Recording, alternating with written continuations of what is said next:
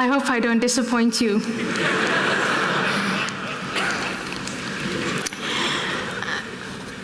I listened to Geoffrey Roberts about the Catholic Church, and the one thing I thought about was a case in Florida that took place on 16 August 2009. And it's about a Muslim woman. Her name was Fatima Abdallah. The Florida police filed her case as a suicide. According to their investigation, she had knocked her head about 6 or 7 times on a coffee table. She had 4 broken ribs. Her blood was spattered, not only in the space where she knocked herself out, but all the way downstairs. The case is closed as a suicide. And listening to Mr. Robertson, I thought I would appeal to him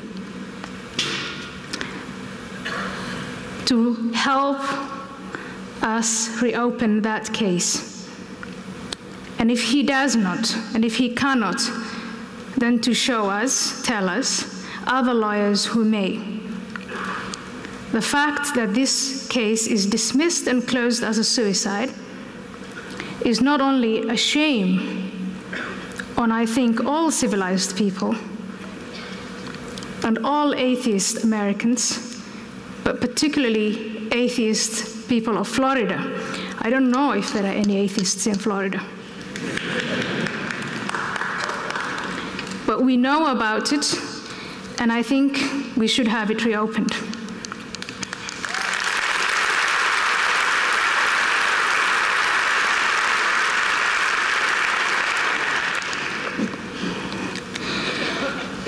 Fellow unbelievers, or shall I say, you godless lot, good afternoon. It's wonderful to be among friends.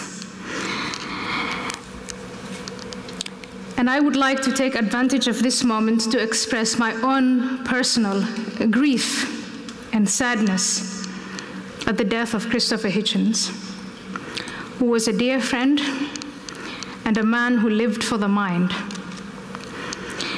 I miss him, and I know you'll miss him fondly. Then I'll get to the intense question of this afternoon about the protests in the Arab world of 2011. The first question to be asked is, what would a secular spring mean to the societies in North Africa, as opposed to an Islamist winter? For me, secularism means democracy and the rule of law, and thereby the relevant institutions. An end to corruption, and an end to human rights violations. Freedom of speech, so that government opposition can organize and compete for power with an incumbent office, and freedom of the press. Freedom of conscience, so that individuals can worship whatever they want and whoever they want, but they can also choose not to worship. Women's rights to veil or to unveil, to choose their own mates, to work outside the home, and keep their pay. And for me, a secular spring in the Arab world would mean the introduction of laws that would protect women from violence, not only in public, but particularly from violence at home.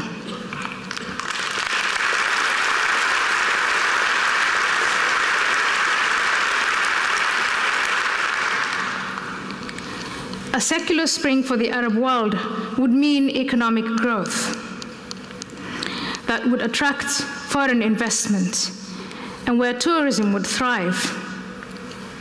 It would also mean peace with Israel, at least an acknowledgement that the Jewish people have a right to their own state. A secular spring in the Arab world would have ushered in the end of Islamic terrorism. That would be a thing of the past. The Muslim youth, particularly the male among them, would develop a confidence in life before death as opposed to life after death.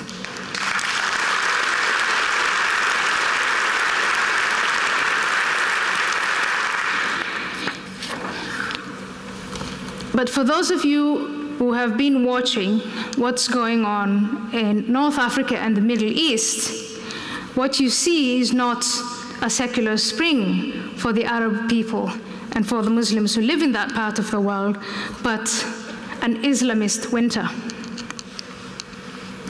Everywhere where elections have been held, in Tunisia, in Egypt, in Morocco, we've seen Islamist victories. In places like Yemen and Libya, where the old autocratic regimes have been toppled, we see informally that Islamists are in power or will soon be in power. In Saudi Arabia, the protests were silenced, not only through repression, which we never read about, but also through bribery. In Bahrain, a very small oil-rich country, we did see the protests, and they were silenced through repression, but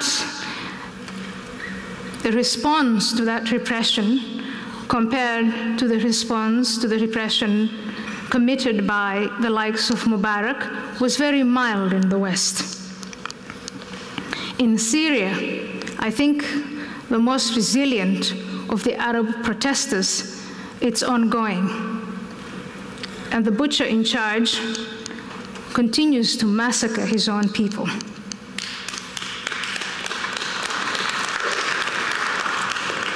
Ironically, however, it is very well possible that if Bashar al-Assad of Syria is toppled and the royal family of Bahrain are taken off power, that the Islamists will again win through fair elections. So what does an Islamist winter look like? What will it look like? There's a great deal of controversy over that among observers. A lot of them think that the Islamists, once in power, will become like the Christian Democrats of Europe. I don't think so. I think that the corruption that the Arabs protested against will be replaced by a religiously sanctioned one. We can see that because the Muslim Brotherhood, for instance, in Egypt and other places, has infiltrated the opposition. They promised not to field a candidate for presidency, but they did. They promised, more importantly, that they would be tolerant toward non-Muslims and women. And at this point, they are not. In the only country where they actually are part of the government, they have started putting away authors and artists on ludicrous charges such as provoking society. What on earth is an author supposed to do, or an artist, if not to provoke society?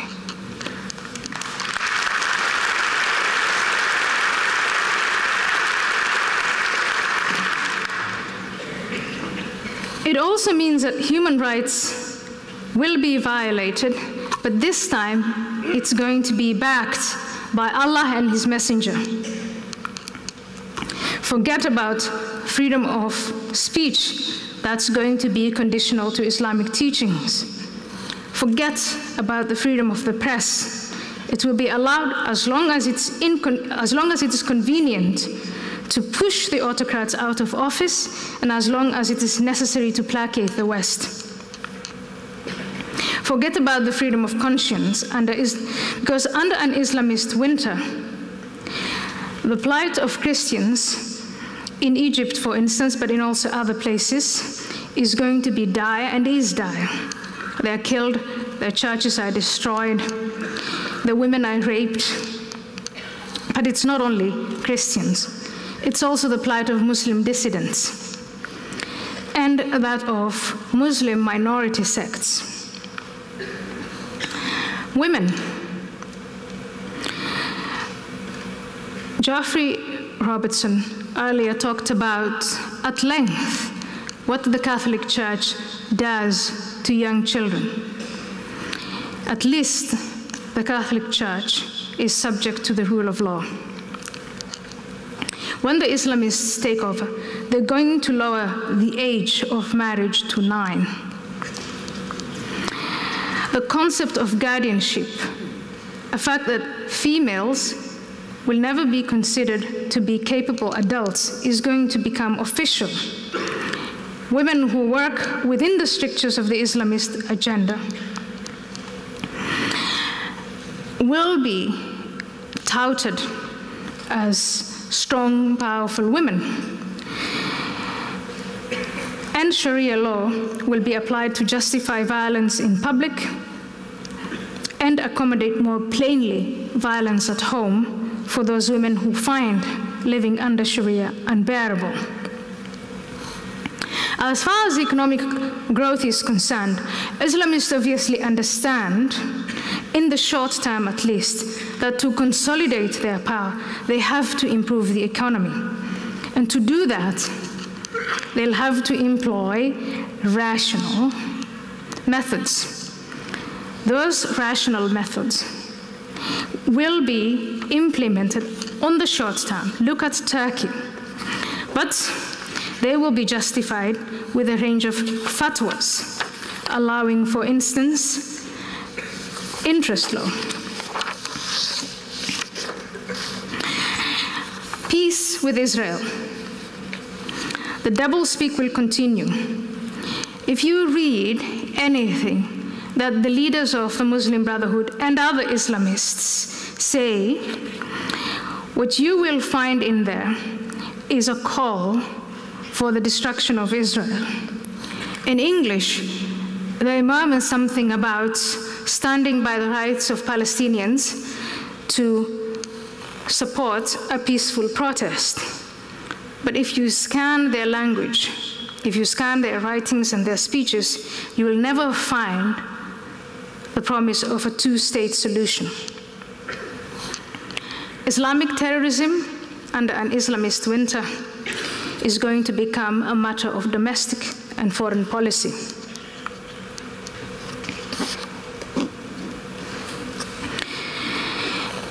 Is the winter now settling over the Arab world as bleak as I have just described it, or are there signs of hope?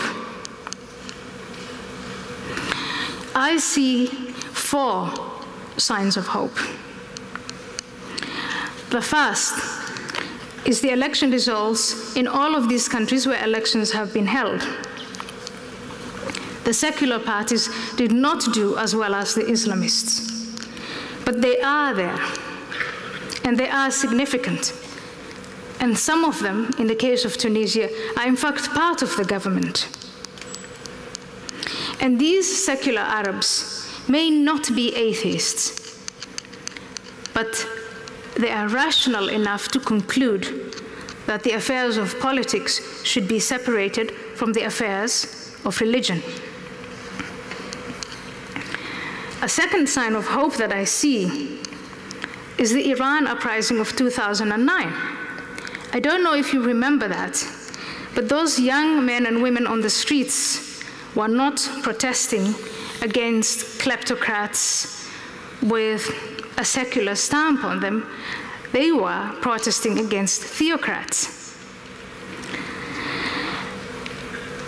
They may not have voted or protested for a secular liberal democracy as we experience it here in Australia and in other Western countries, but they said no to Sharia after having lived under it for 30 years. The third sign of hope that I see is the Muslim diaspora. Ex-Muslims like me in Europe and in North America are growing in number.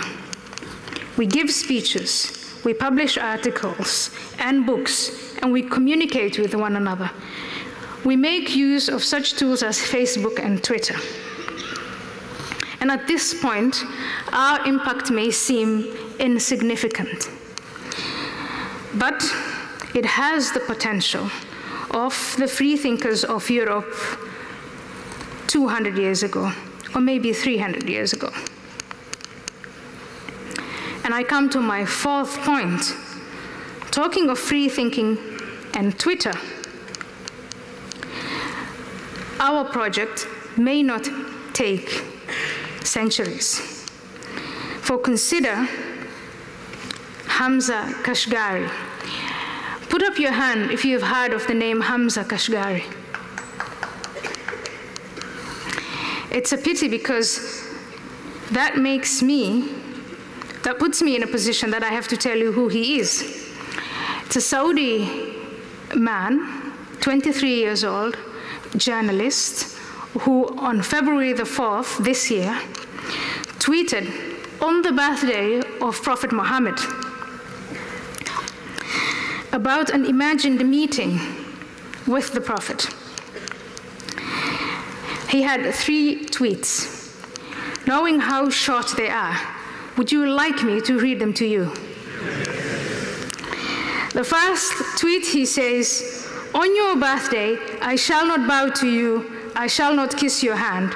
Rather, I shall shake it as equals do and smile at you as you smile at me. I shall speak to you as a friend, no more." Do you want to hear the second tweet? "On your birthday, I find you wherever I turn. I will say that I have loved aspects of you, hated others, and could not understand many more." Third tweet, "On your birthday, I will say that I have loved the rebel in you, that I've always been a source of that you have always been a source of inspiration to me, and that I do not like the halos of divinity around you. I shall not pray for you." Hamza then clarified his tweets to those who preemptively misunderstood him. He said, "I view my actions as part of a process toward freedom. I was demanding my right to practice the most basic human rights, freedom of expression and thought, so nothing was done in vain. I believe I'm just a scapegoat for a larger conflict. There are a lot of people like me in Saudi Arabia who are fighting for their rights." Hamza described the status of women's rights in Saudi Arabia by stating that Saudi women will not go to hell because it was impossible to go there twice.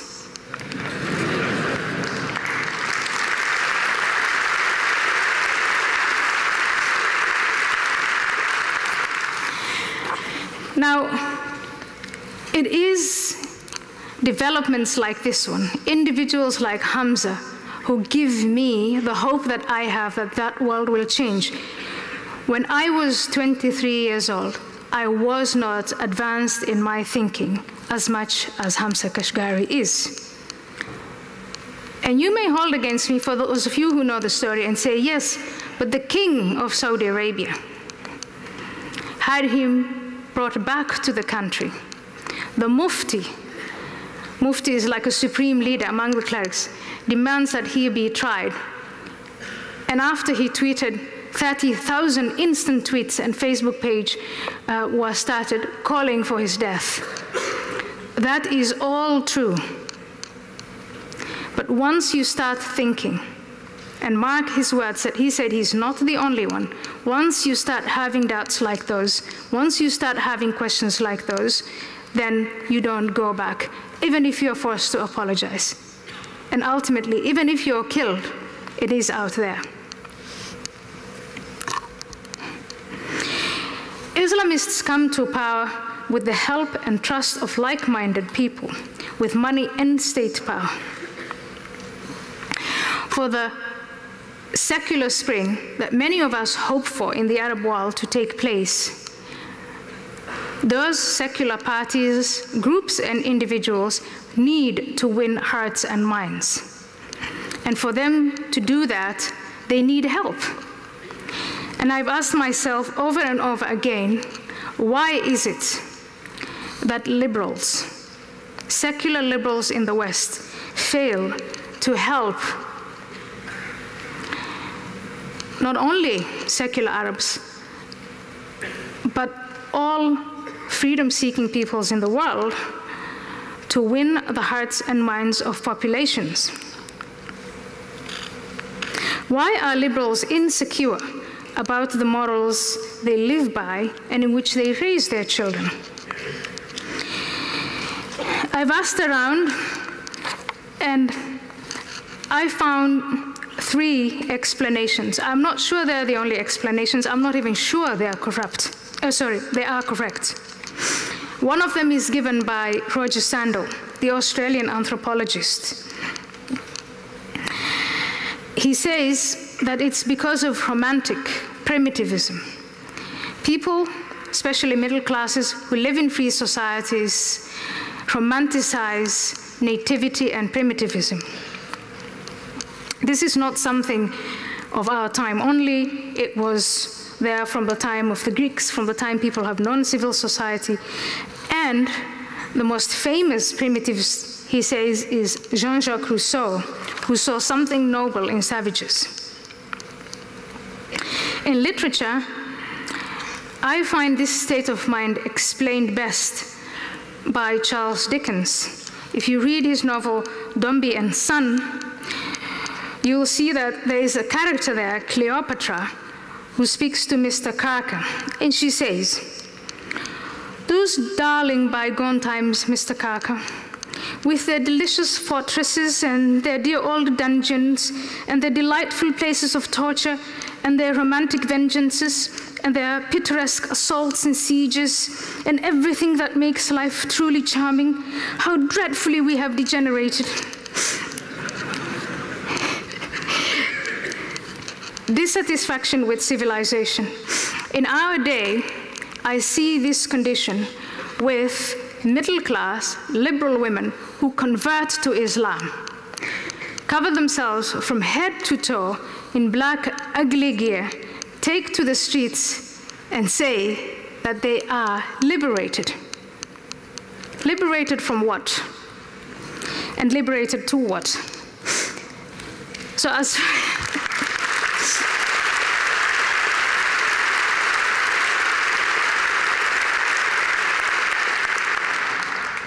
far as those women are concerned, I will buy the explanation of romantic primitivism. But there's a second reason, a special sort of embarrassment suffered only by liberals. The African-American thinker, writer, and social scientist calls it white guilt, and he says it originated with a sense of shame that white Americans felt towards black Americans in the history of slavery and racial segregation. And that special sort of embarrassment is not limited only to black Americans, but it has gone over to all peoples of color. And it justifies often development aid. But what is remarkable about this type of insecurity or embarrassment is the inability of modern-day liberals to defend, let alone propagate to non-whites, the ideas, principles, and institutions that helped abolish slave trade, that liberated women and ended white colonialism. So it's not satisfactory, but it is one of the explanations, and I have met people who suffer it. Then the third explanation is one given by Paul Berman, another American thinker, who tried to explain why celebrated intellectuals, perfectly capable of outing the horrors and moral shortcomings of communism, got all jittery when analyzing Islam.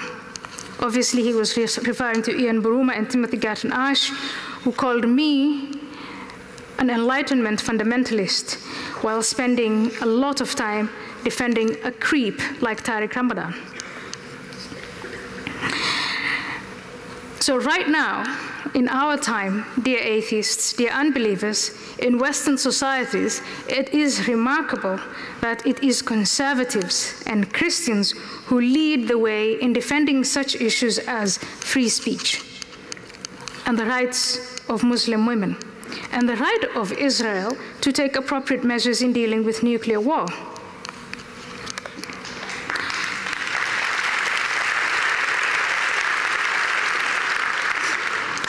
I started with the case of Fatima Abdallah, the woman who was beaten to death and whose case is closed under suicide. It is a Christian group who has taken on her case. They have raised money to try and reopen the case and have failed, but at least on the record, it is a Christian group who have taken it up for her. So what can an atheist alliance do for secular men and women in the Arab and Muslim world at large in general, and for ex-Muslims in Europe and in North America, and Australia and New Zealand, of course? Three things. The first is to develop a secular, liberal narrative that can compete and counter the Islamist doctrine and mythology. The second is a guide to organization. Secular Muslims are very weak at building institutions and they need help there. Institutions based on this liberal narrative that function. And finally, political and policy training.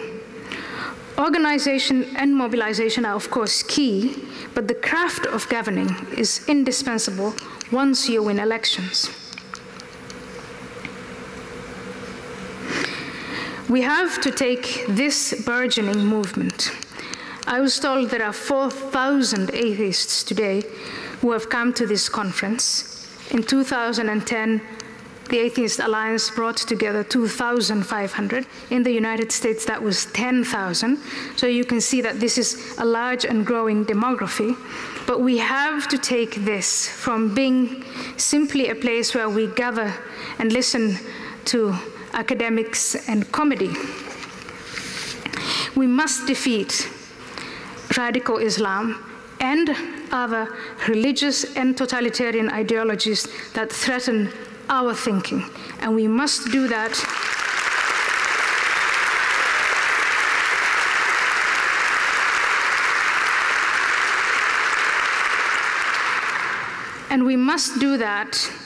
while thinking and laughing. Infidel was the epithet, an insult that was thrown at me over and over again by family and former Muslim friends.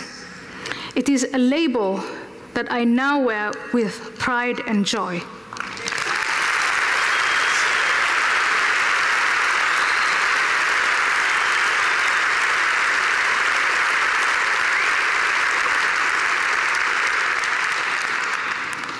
Let's bring out a toast to reason. And if there's any time, I'll take your questions.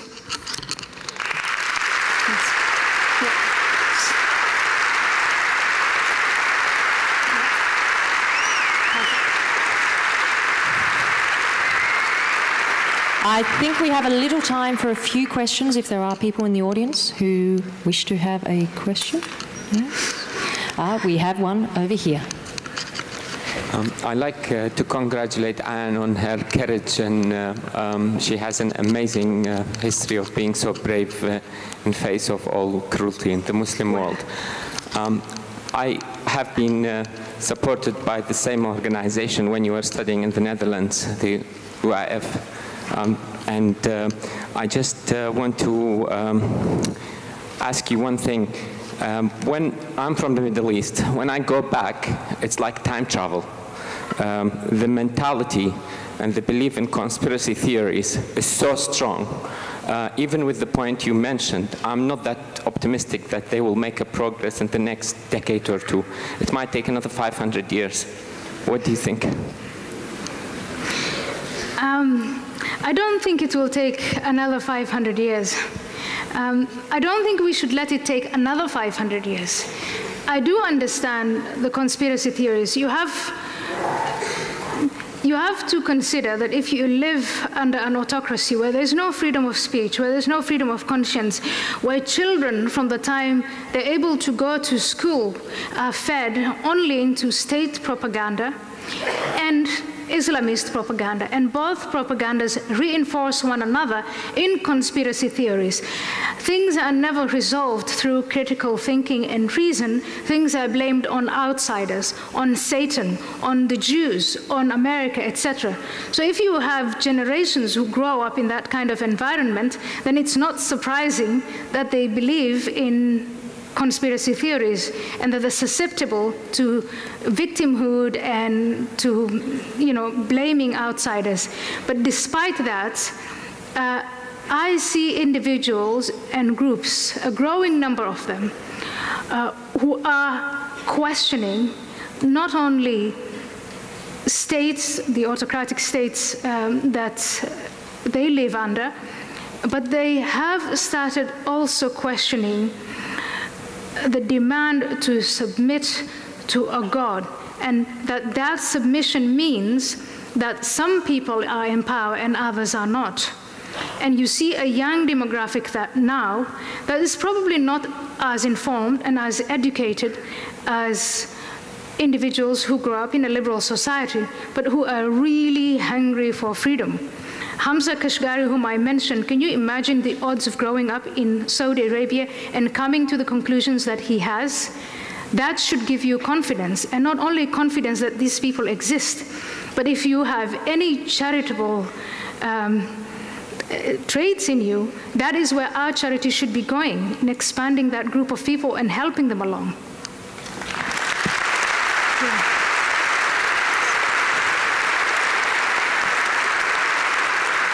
We have time for one more question up the top there. Fundamental Christians and Zionists believe that Israel is chosen by God to steal Palestinian land. The West turns a blind eye to Israel's continuing violations of international law, while the US pumps $5 billion a year into its economy. Do you think this is the best way for the West to make friends and influence people in the Islamic world?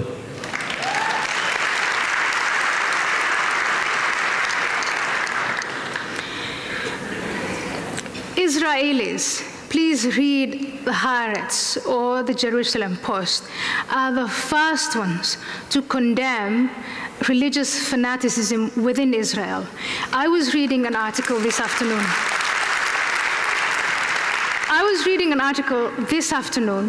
In the Haaretz that said that it wasn't only Islamic fundamentalism, but Jewish fundamentalism that was a threat to Israel. I live in the United States of America, and if you read the newspapers and you go around, you will see that there is a great deal of criticism on American policy towards Israel, not least of all by Jews. My point is, things in Israel and between the Israelis and the Palestinians can be improved and should be improved. But it's no excuse for Tunisians, for Egyptians, for Pakistanis and Indonesians who are not even neighbors of Israel. It's no excuse for the entire Muslim Ummah of 1.57 billion people to blame Israel for the shortcomings of Islam. That is irrational, and you must agree with me in a conference where we've come to celebrate reason.